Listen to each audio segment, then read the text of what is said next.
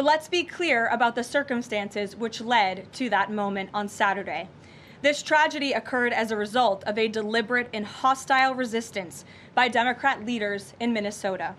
For weeks, Governor Walz and the Mayor Jacob Frey and other elected Democrats were spreading lies about federal law enforcement officers who are risking their lives daily to remove the worst criminal illegal aliens from our streets: murderers, rapists, pedophiles, human traffickers, and gang members.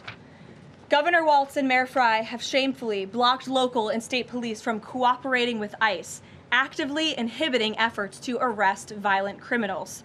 They have also used their platforms to encourage left-wing agitators to stalk, record, confront, and obstruct federal officers who are just trying to lawfully perform their duties, which has created dangerous situations threatening both these officers and the general public and Minnesotans alike.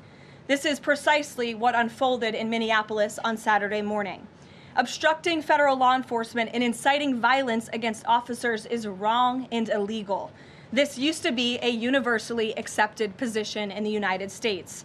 Amid the hysteria, we must remember how we got here to this moment today and what this Democrat opposition is about.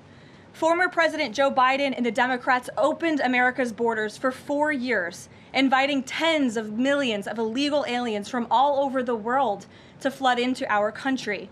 Among them, violent criminals who terrorized American communities and have inflicted devastating, permanent pain and harm on law-abiding Americans and their families. Yet we never saw outrage from Democrats or their allies in the liberal media over these horrifying crimes against U.S. citizens. The pain of American angel families was ignored and dismissed because it undermined the Democrat narrative. Innocent Americans like Jocelyn Nungray, Laken Riley, and Rachel Morin are just a few of the many victims savagely murdered by illegal alien criminals.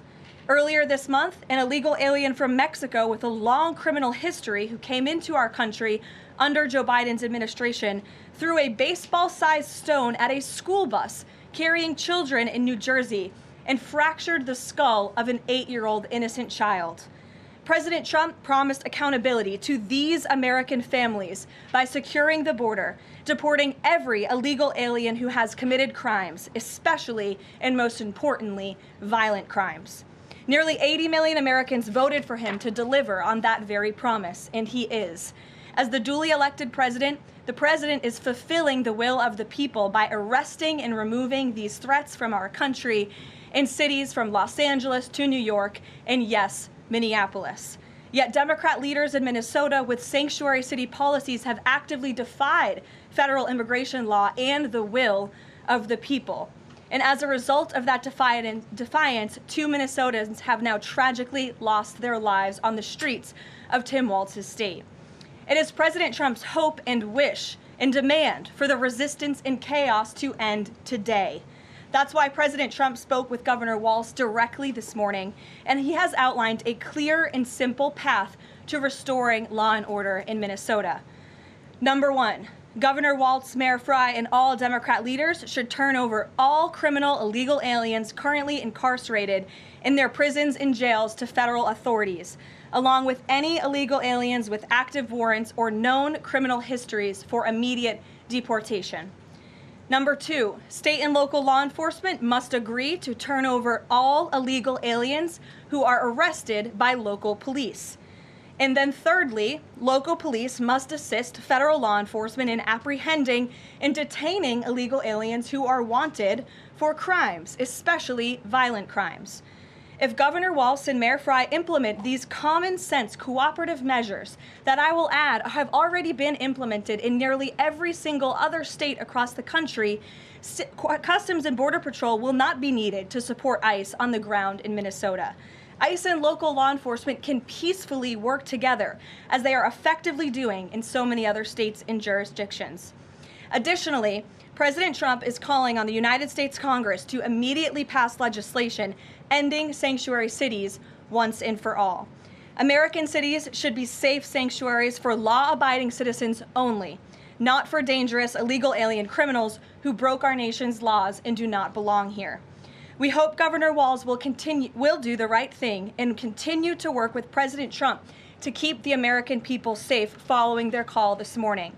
Americans overwhelmingly want exactly what President Trump is delivering: strong borders and strict immigration enforcement against the worst illegal aliens, of which there are still hundreds of thousands to deport from the interior of our country.